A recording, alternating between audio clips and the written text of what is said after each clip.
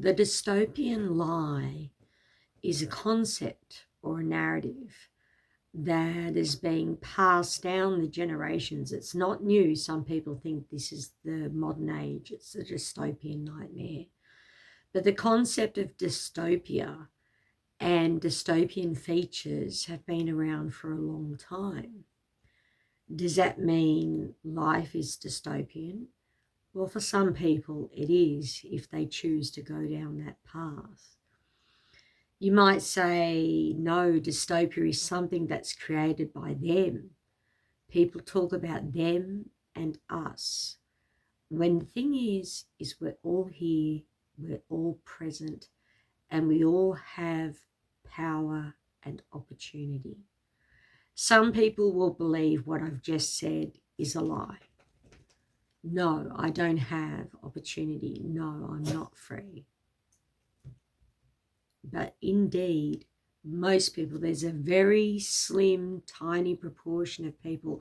I'm talking about people in human trafficking that are chained up to a wall and only let down to be a sex slave. That's a dystopian reality. That's a nightmare. That is significant, heartbreaking, devastating trauma. The rest of us, not to minimize the terrible things that can happen to people, because indeed there are plenty of successful people and unsuccessful people, depending on whatever way you want to measure that. Might be their happiness of life, their quality of life, their fitness, their finances, their career, their spirituality. There are so many different ways you can measure success, and it's all down to the individual. But that is an aside. So you could be as successful and unsuccessful in your own mind, or perceived by others to be successful or unsuccessful. And the fact that you might have had something devastating happen in your life, it could be long, prolonged abuse, or it could be a significant event or multiple significant events. However it is that it turns out, all of it is terrible. And I long for a world where slowly over time, all of this kind of behavior diminishes. And embracing new ways of thinking, no matter what age you are, no matter who you are, no matter what your experience, is a possible way to break through that wall and to get to a new place. So bear with me. Some people believe we're in a dystopian nightmare. But I'm telling you, we're not. There can be aspects of that in society. Some people have a dystopian friend who's pathologically sort of pontificating about, the drudgery of life and the control and the authority. I could be like that sometimes. I went through a stage. I went down that rabbit hole. So I'm speaking from experience. And what you believe about life becomes what you put the most attention to. So if you're putting the most attention to something beautiful, could be your child, could be your pet, could be a tree, could be a forest, could be a painting, could be an idea, could be some literature, could be anything at all that you find beautiful and that enhances your life.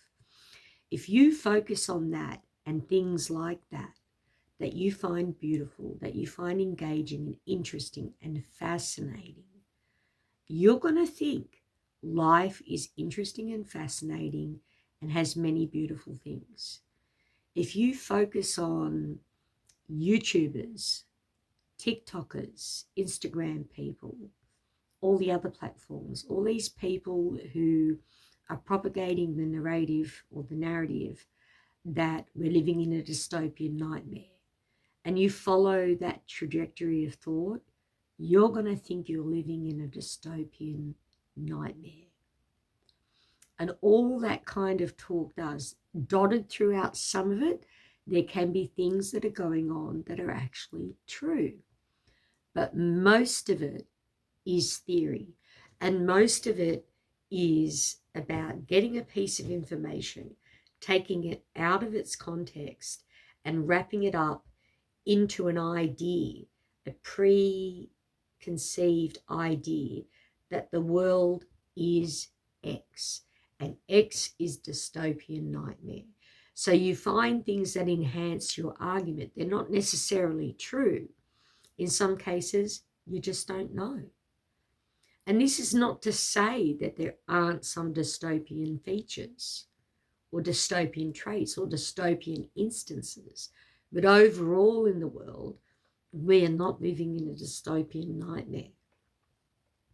There can be things going wrong, but what about your relationships? Think about a friendship. Think about your oldest friend that you've been through thick and thin with. Would you describe it as dystopian? Your best friend?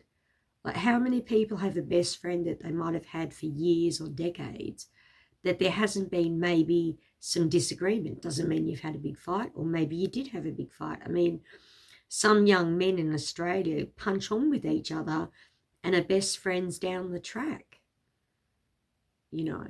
Now, if you pay attention to the punch on or the fight or the disagreement, then you're going to think it's shit. Pardon my language.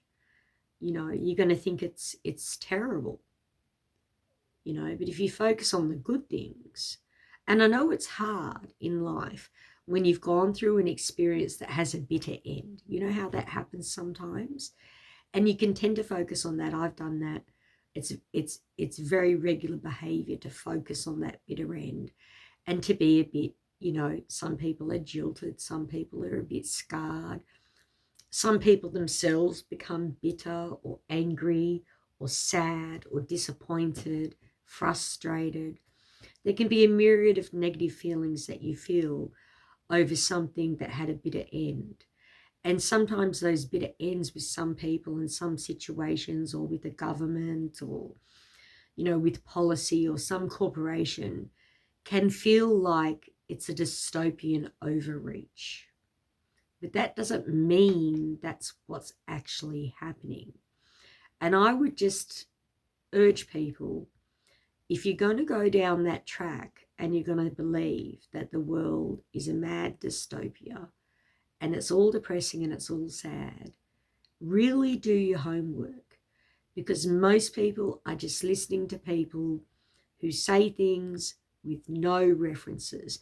They might show articles and headlines and snippets of video footage during their presentation, but all of that can be created themselves. It's not necessarily even true.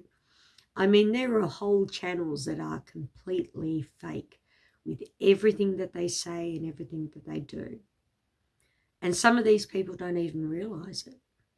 They don't realize that everything they're saying is untrue, you know, and some people do.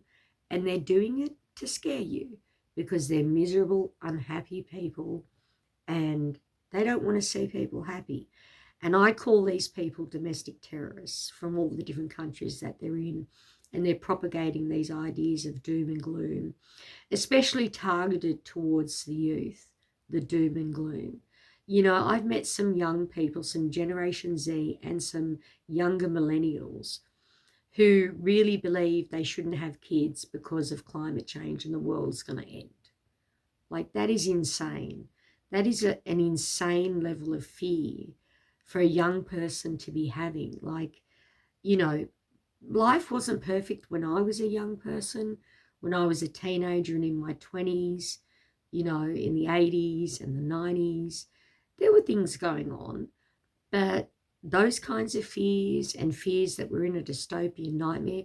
I mean, I read 1984. We had to read it at school, which some people, including me in the past, would say that's part of the dystopian nightmare plan, to pre-program you.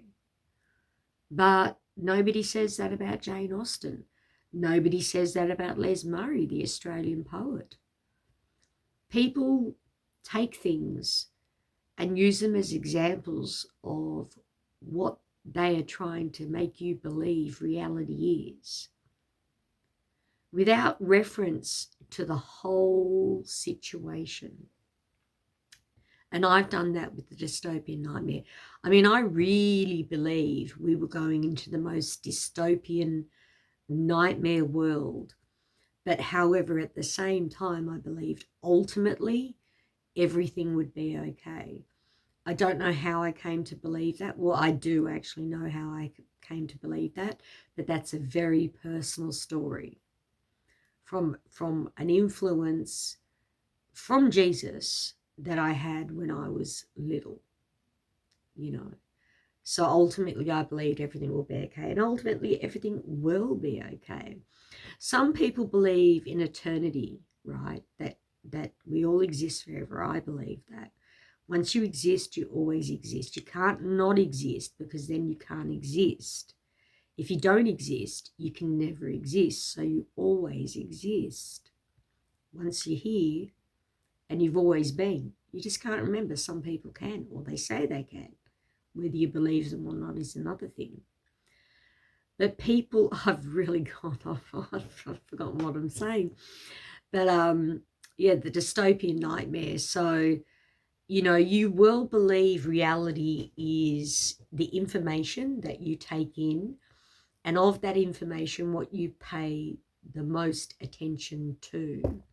You know, combined with your own unique experiences, this can paint a picture for some people of great horrors, and people will become anxious. Anxiety is the symptom of the belief, but then anxiety becomes a diagnosis, and then we want to treat anxiety, you know. And the problem is the information and what you're paying attention to, which is creating the anxiety or the depression. You know, whereas if you look at, well, what information am I listening to? What am I paying attention to? What choices am I making myself in my own life with my sovereign being, regardless of circumstance? Everything is sovereign. You know, you might say, but yeah, what about people in jail? They're sovereign. They're just in a different situation. They're in a different circumstance.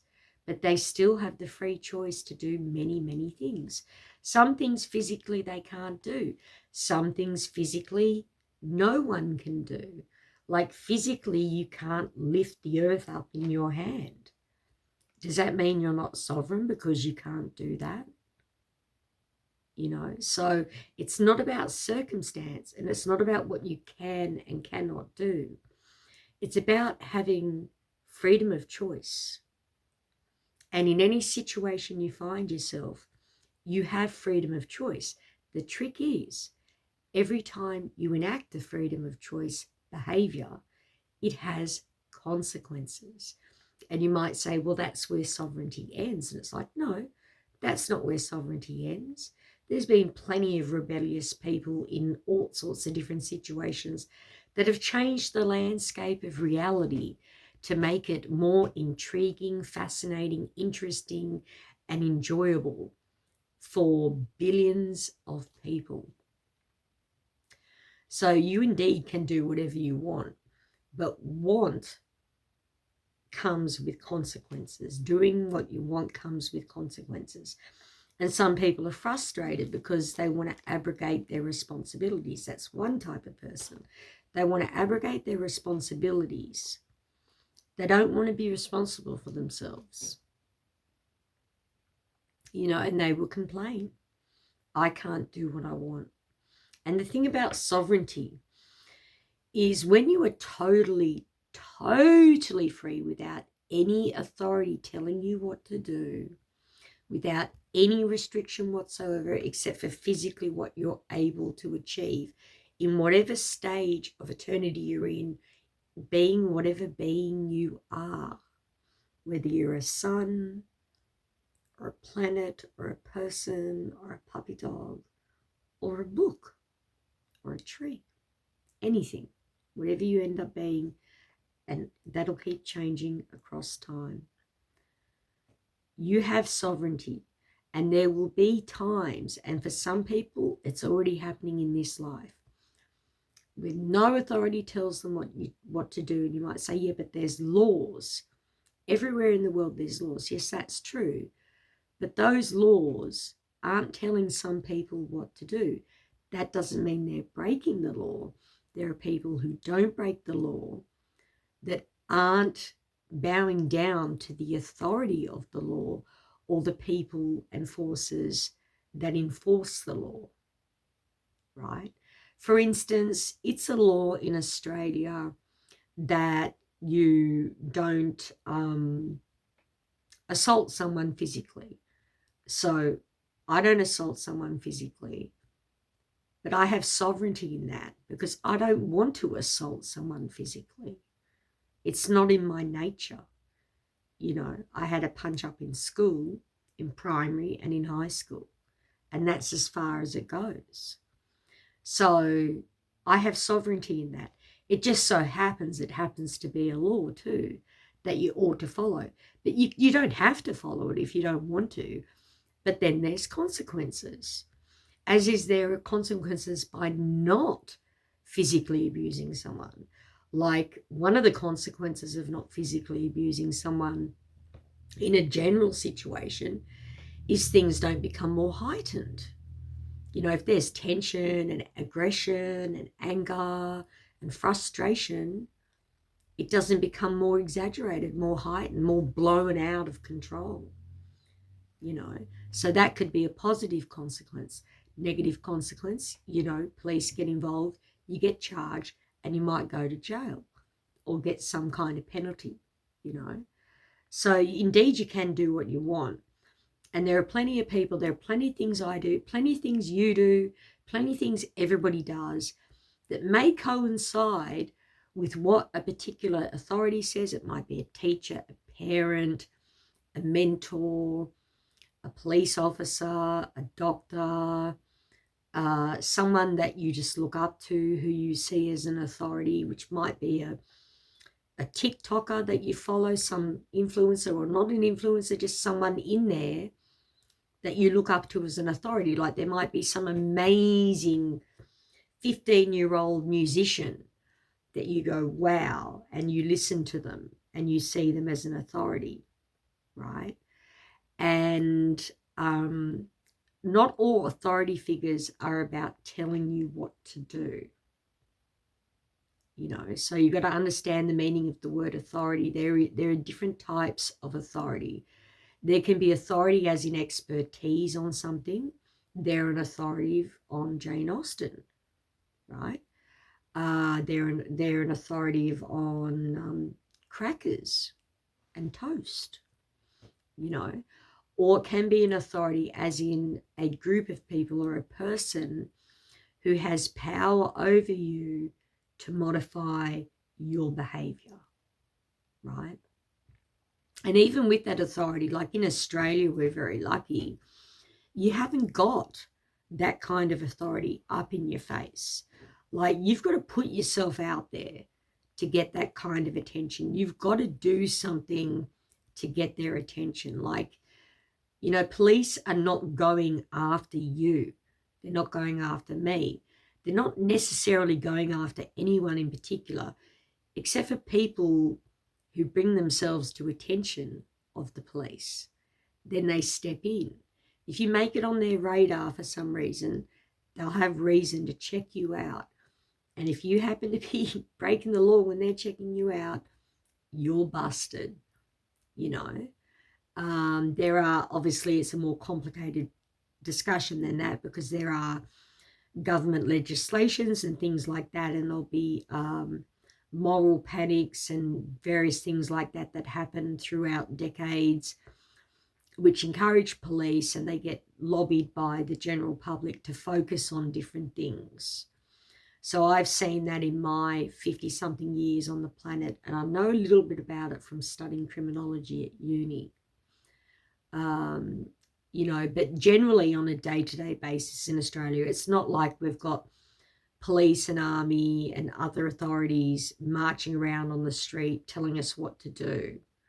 You know, there are laws, and heaps of people break laws, like jaywalking. Jaywalking is against the law. Not crossing at a crossing, a designated crossing, right, whether that's lights or a zebra crossing, is against the law. But, you know, it's sort of like a defunct law, but it hasn't been repealed and overturned and taken off the legislation. But people do it. I mean, there are places like where I live where there are no crossings. There is no crossings. There are no lights. You just have to jaywalk your little heart off to get across the road. In Queensland, Northern Australia, there's a law that's still on the books. You're not allowed to wear slippers in public. And that was made around Federation to stop thieves from going out in public wearing slippers so they couldn't be heard while they were tiptoeing around places stealing things. So if you were seen outside at nighttime in slippers, not during the day, in the nighttime, you were arrested. You weren't allowed to do it, because if people were wearing their proper shoes, you'd hear it, on the stone, on the rock and everything, right? So that would give people notice. So technically, it's still illegal to do that, but like, hey, we're in the age of wearing the Uggies and the slippers to the local shops, dropping the kids off to school.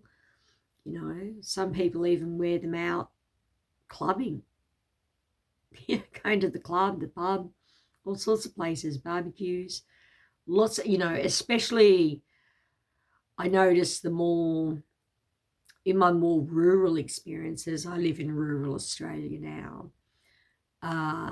Wearing slippers and Ugg boots and jammies to the local shops, like part jammies, jammy pants, or even a dressing gown. One winter was so cold, there were quite a few of us, just the little local shops that you can walk to. People were wearing all sorts of different sleeping clothes, bed clothes. But that's mainly because where I live, people just don't give a shit about what other people think about that kind of stuff.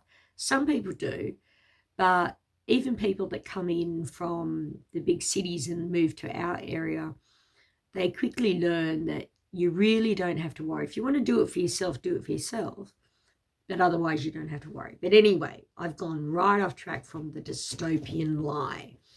So yeah, it is easy to believe anything about anything, literally, depending on what information you're going to pay attention to and take to heart. So, if you're one of these people that is freaking out about the one world order and that's a nefarious, them collecting information on us to control us and to enslave us, and they're going to murder us. I mean, there are still people going on that the COVID vaccine was brought in to murder us, and it's like billions of people have had that vaccine. Billions of people have had that vaccine, and it's years later, and, nothing strange is happening. There's been unexplained deaths, but there's always unexplained deaths. And that's what the dystopian messenger won't tell you. They won't say, look, this year Australia had 5,000 unexplained deaths. They won't say that 10 years ago there were 10,000 unexplained deaths, and 20 years ago there were 3,000 unexplained deaths. There are many deaths that are unexplained. It depends on what the coroner finds. Sometimes a coroner does an investigation on a dead body and they can't find the cause of death, so it becomes an unexplained death. It doesn't mean that Bill Gates is literally killing you, which is where people go. They pluck information out of here and there, they put it all together in an impressive display and presentation to scare you. Why do they want to scare you? Some people think that's fun. Some people think it's fun. Some people really believe it and they think they're helping you. But what I would ask you to pay attention to, if you're into any of that kind of content, which I've been into, there's a couple that I still listen to from time to time to hear their thoughts, because I find they have some interesting thoughts about life and stuff like that. But I tread very carefully. But when you listen to those people, ask yourself this: how many of them give things you can do, simple, easy, straightforward things you can do to make it better? Because most of them don't. They just put you in it. They just tell you how terrible it is. They use all their examples. They get things from your childhood that you thought were great and put a really nefarious, sinister slant on it. You know, you've got people that have sinister ideas about Mattel and Disney and Golden Books and all these different things, you know, from a lot, like they're features of an Australian childhood for white Australians, you know, and Aboriginal people, and you know, and lots of people, immigrants. You know, these are features, you know, TV shows, things that we love, you know. There'll be a, you know, and look at the person. Look at the person that's talking to you in your day-to-day life, or the YouTuber or the TikToker. Look at their enthusiasm in wrecking that for you. They enjoy wrecking it. Now, the people who sincerely believe that's the way it is and they think they're helping you by letting you know and giving you a heads up, they will be different. But some people that just want to bring you down, you know, they're actually creating what they're accusing other people of creating. They're trying to create generations of people who won't do anything. Like, how many people there for a while? Like, it crescendoed from COVID. Before COVID, it was already happening. And then up in COVID, and then, you know, it kind of like, and then 2025 was a different year. You know, that was kind of like things were moving up and down in terms of, you know, some people thinking certain things were coming down to a baseline that was more realistic. Some people were coming up to that. Some people moved away from it. But overall, what I saw is more people came to their senses. 2026, even better. You might go, how can it be better? There's a war in Iran. Petrol prices are going through the roof. Inflation. And it's like, no. That's only part of reality. There's a lot more to reality than just a few facts, right? And there are a lot of things that happen in reality that honestly, they have no effect on some of us. Some things will have a single effect on one particular thing or person or animal or something. Other things, the whole world can be changed. But, you know, you can spin anything. You can spin anything. You know this. You know it about, think about yourself. Think about when you're in a really good mood with yourself and you've made yourself happy because maybe you got everything done you really wanted to do that day. A lot of people feel happy with themselves when they do that. Think, oh, I'm good, you know. And if you were to write a review about yourself that day, it's more likely to be quite positive. Now, think about the days or the nights you're lying in bed, anguishing over embarrassing things you've done and stupid mistakes you've made and hurtful mistakes you've made. Write a review of you then. It's going to be negative. It's the same with life, you know, but instead of it being a mood, it's what you focus on that makes the difference, you know. And, you know, it takes all sorts in this world. Well, at the moment, there are all sorts. And those all sorts can be anywhere. People think it's us and them, right? And when a person's saying us or them, they think they're the us and some other group is them. So the big group that's being targeted at the moment as being them is the billionaires. And apparently they're all out to get us, mainly, you know. And, you know, I think there's a fair bit of envy involved in that because, you know, there are certain things some of them are doing which I find fascinating, and I'd love to have that information that they're able to do legally and get a lot of information, which is going to be amazing for understanding the human psyche, the human mind, human behavior. Like, it is the biggest anthropological study going on this planet at the moment. Now, people go, yeah, but the dystopian nightmare people will go, yeah, all used to control us so we can be slaves to the system, or we're already slaves, we'll be more enslaved. And it's like, there no doubt would be some people involved in all of this, just like you and me, and everybody's involved in this. We're all here, have those kind of intentions. You don't have to be a billionaire with a great project to have nefarious intentions. It could be your parent, it could be a friend, a partner, someone at work. I mean, there are basically dickheads everywhere. Not literally everywhere. I mean, in all echelons of society, it's a mixture. It's not all concentrated into the billionaires and the us, the good ones, the Aussies and the this and the that, the true blue.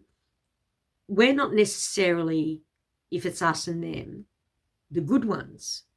Like, it's made up of all sorts. There are rat bags and there are scoundrels and there are literally thieves and murderers and liars and all sorts of stuff, and they can be found anywhere, But what we have is we have a media from little tiny channels like mine all the way up to the biggest like to Fox, Rupert Murdoch and his corporations of media. You have people that are selling ideas. People want to get likes. People want to get noticed. People want to get awards. People want to get money. People have lots of intentions as to why they say and do the things that they say and do. So a good question to ask yourself is, what is the intention of this? When you're listening to something that is making you terrified about life, and you think, there's nothing I can do to make the world better. My life's screwed. I may as well be dead before I'm 30, right? If you're a young one, or if you're an older one, saying, like, how many comments I've seen of people saying, well, I'm in my 60s or 70s or 80s now, so I don't really care, but I worry for my grandchildren. Like, there's people that really believe that the world is full of despair and is going down the gurgler. And you really have to study history to know this. And then there's the people that say, yeah, but history's written by men. And it's like, well, they are half the world's population, and that was the custom during the day. Not all things are written by men. The Quran was written by a woman, Muhammad's first wife. He said it because he was illiterate, and she wrote it down. So put that one in your peace pipe and smoke it. Anyway, and just because things are written by men, as was the way in a lot of places in the world in the past, doesn't necessarily mean it's all bad. So equating men with negativity is a pretty sexist thing to do. There are many men with integrity, purpose, intellect, wisdom, honesty, veracity, whatever you want to call it. There are plenty of men like that. There are plenty of decent men, and there are plenty of decent women. But then there's ratbags. There are ratbags. There are scoundrels. There are people who deliberately cause problems and enjoy hurting others. So be mindful who you're listening to, what their intention is, how they react to comments on their presentation that challenge them about their belief. Study all of this and realize that most of it is a game for these people. And they even say that. They say to you, so many of them, life is a game. It's all just a big game. No, life is not a game. Life is real. Everything is real. Right? People can lie, and that's not real. That they're lying is real, but the thing they're saying is not real. So there can be fabrication. There can be fake things, fake art, fake whatever. Some people believe in fake moon landings, but there really is a hysteria with this group of people that has infected. I've seen some young people being really affected by this, and older people that have just given up in despair, and all they've given up. You know what happens? They're not happy. They still go to work, or they might be unemployed, pulling cones on the couch, or they might be out the back drinking beer, or they might be really successful career-wise, or, they might be painting. Whatever they're doing, they're unhappy. They're not enjoying their life, which is why a lot of these dystopian messages are doing that. They want you to be unhappy. They don't want you to do certain things. And some of these dystopian messengers are wanting to create a dystopian society. And one way you can create a dystopian society is make all the members of that society believe there's nothing they can do to make things better. You disable that. You disable hope, and there's always things that can be done, even in war-torn countries. Look at some of the conflicts that are going on in the world at the moment. There are plenty of things that can be done. Can I do it? No, I'm not in the position to do that. I'm not in the position to get involved in the war in Iran, between America and Iran. But there are plenty of people who are involved that can do plenty of things. What are you involved with today that you can do something about? What is a positive action you can take that can make things better? I'll tell you a little positive action you can do. When you're walking on the street, take a little freezer bag with you, and when you see a doggy poop or some litter, put it in the freezer bag, tie it up, put it in a bin. That's something you can do. That instead of that blowing down into the storm water and going out into a river or the ocean. That's something you can do. How many people complain about that? Litter in the ocean and in waterways. When you see it on the ground, pick it up. I know you don't want to get your hands dirty, some people, so take a plastic bag, just a little freezer bag, and pick it up and put it in the bin. And you can get decomposting plastic bags. My poop bags for my little puppy are compostable bags. Our rubbish bags are compostable bags. So get yourself one of those. My little compostable bags, you can get 30 bags for $3, 10 cents a bag. And you can, 30 times, you can pick up rubbish and make the world literally a better place. It's not that hard, But the world is not a diseased dystopian nightmare.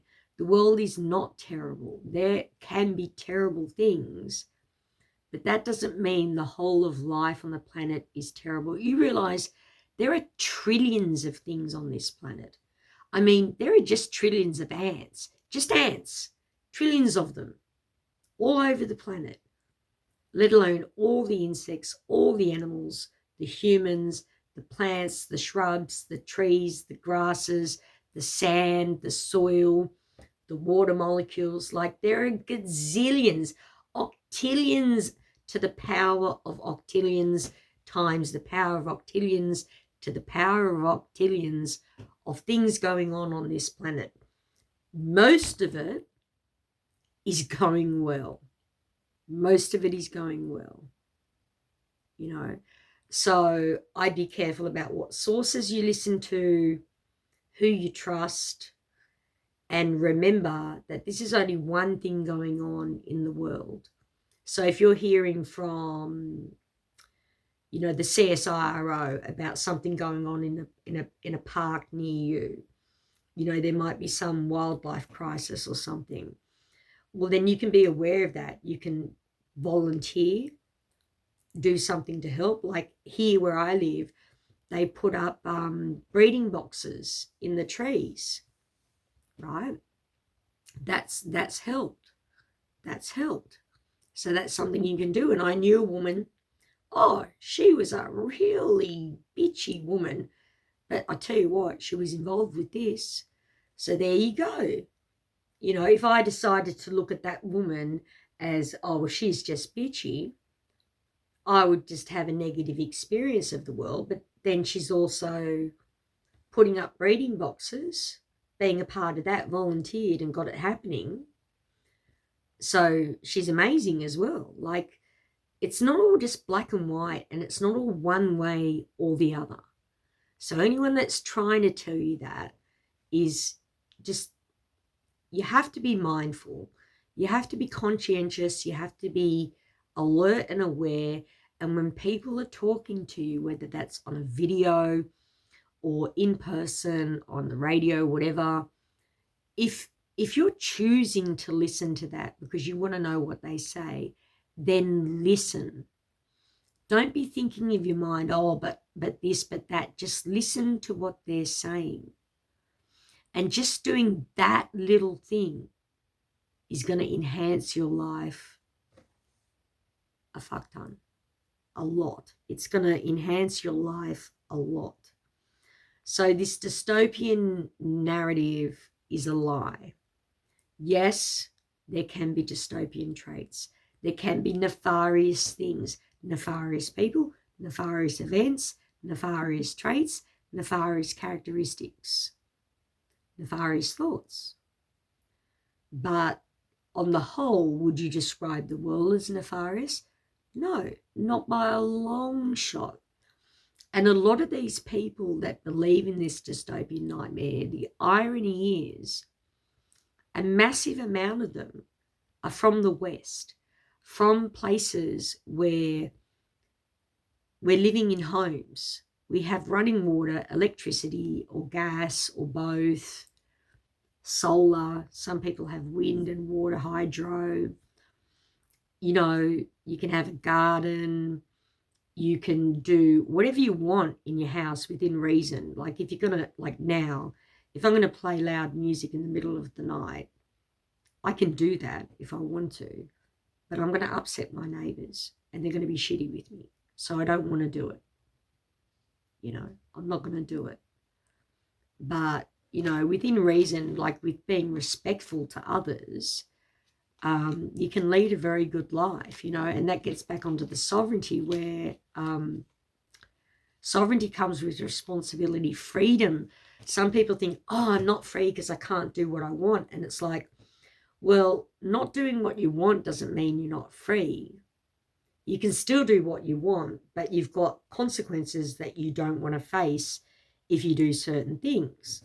Some consequences are going to jail. Some consequences are dying from what you're doing, and other negative consequences that are far less dramatic than that, right?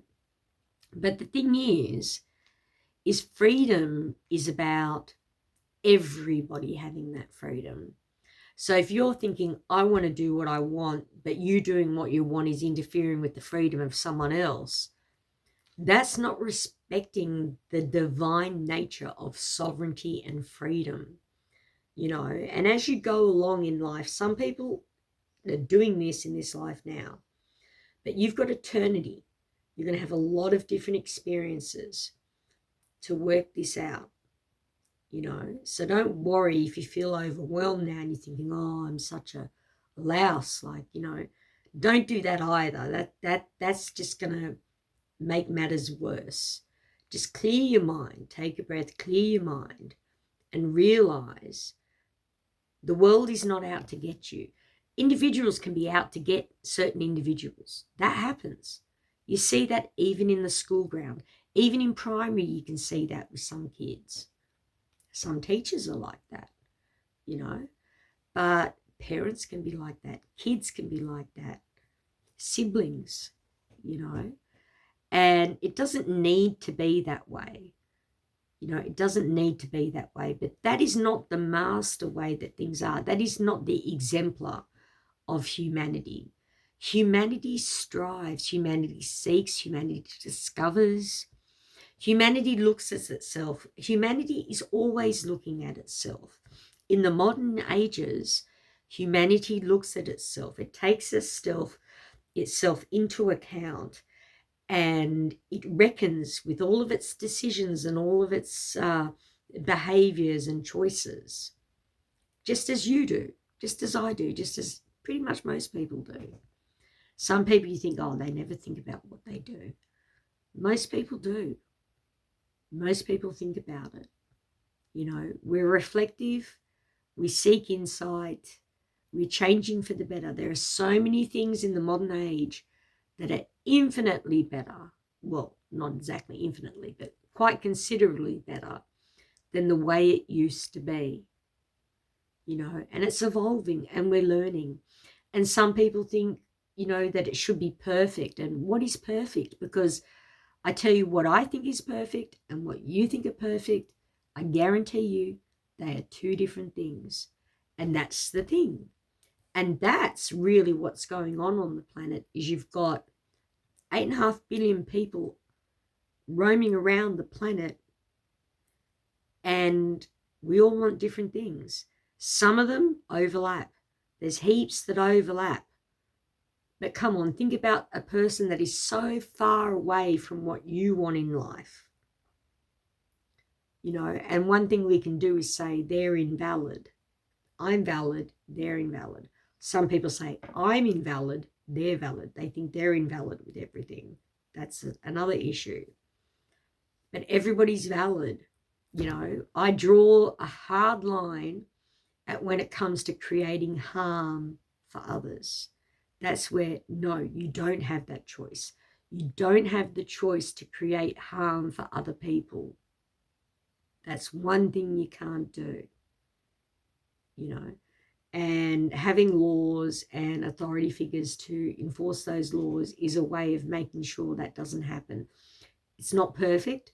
Some places in the world, those laws and those authorities are used to control the people, right? But that's not the way it's like to control them, as into like, you know, where they've got dictators and tyrants and despots and stuff like that, you know, and they can't even vote, you know. But that's not the way it is in Australia by a long shot. And I don't think it's ever going to be that way. And some people are terrified of that because the dystopian messages have been talking to them about immigration and us being taken over, and the caliphate from the Muslims, and that we're all going to be taken over and the infidels are going to be killed or enslaved and have to pay money to be alive. Well, for some people, that is what they're trying to do, but not most people. Some people want to take over the world. Some people want to control everybody. Some people want to eliminate all the people that ruff their feathers and don't agree with them. It's so immature. It's so childish. It is so basic. Can you imagine really wanting to kill a whole group of people because you don't see eye to eye with them? You believe in a different way. So I just say relax. Be the change you want to see. If you want change in the world, be it. Do it. If it's just how you communicate with others, or, you know, little ideas like picking up the trash or volunteering for something. You know, if you think people don't help each other enough, see, I think people do. But I've volunteered at the St. Vincent de Paul, a school breakfast program, Tari Reconciliation Committee for Aboriginal people, the SES, and caring. So, you know, I've done quite a bit of stuff volunteering, no pay. And I've met so many people that are volunteering, no pay. And there's heaps of people helping out and pulling their weight and doing more than they have to do, you know. And that's a beautiful thing. You know, that is a very beautiful thing, you know. And, you know, it's interesting with these dystopian nightmares and people believing that and believing the ideas about authority and, you know, and anything mainstream. Like I watched one guy, oh, it was a 4-hour video. It was a marathon. I watched it. I really wanted to hear the whole thing. And he was convinced that any person in the media eye that had more than a few thousand followers was a Freemason. Every single one was a Freemason, and they were all slowly getting inducted into Satanism. Like, how are you going to be happy if you believe that? How are you actually going to be happy? Like, you can believe anything you want. You can twist it. You can, you know, 8.5 billion people can get the same facts exactly, and they can all believe it in a different way. Who's right? There is an objective truth, but who's right? Maybe the person that's the closest to the objective truth. And can we ever get objective truth? And some dystopian messages freak you out about this. You know, oh, everything's so subjective. And it's like, that's the whole point of existence, that you are uniquely you, and you get to experience for eternity as you. That is an exquisite, awesome part of existence. What would be the point of existing if everything was the same thing and you're all experiencing the same thing and you feel the same way as each other?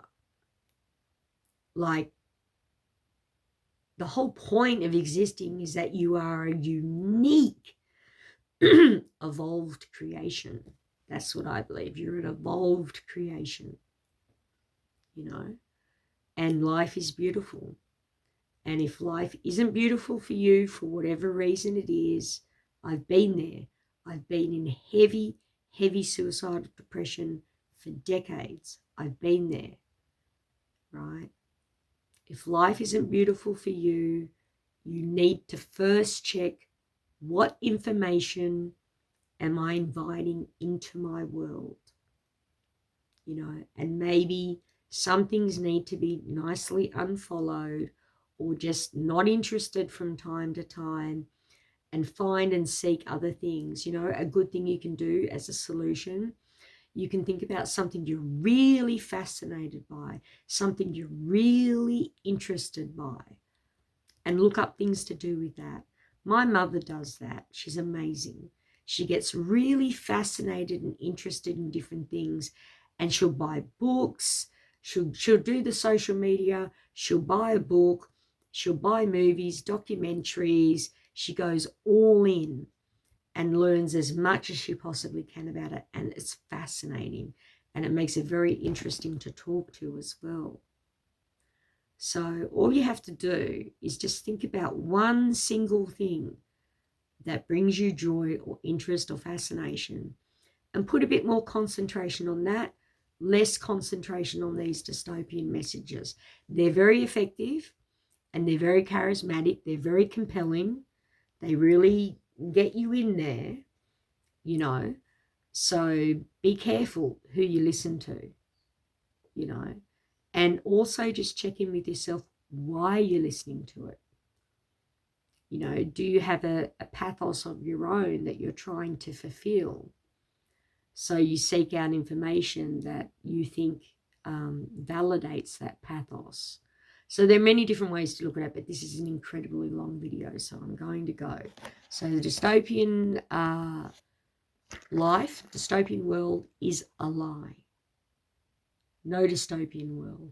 Dystopian features, dystopian traits, dystopian behaviors. Just like there's nefarious people, there's good people, there's benevolence, there's malevolence, there's all sorts. But it's not a dystopian nightmare by a long shot. At least not for most people. Good night.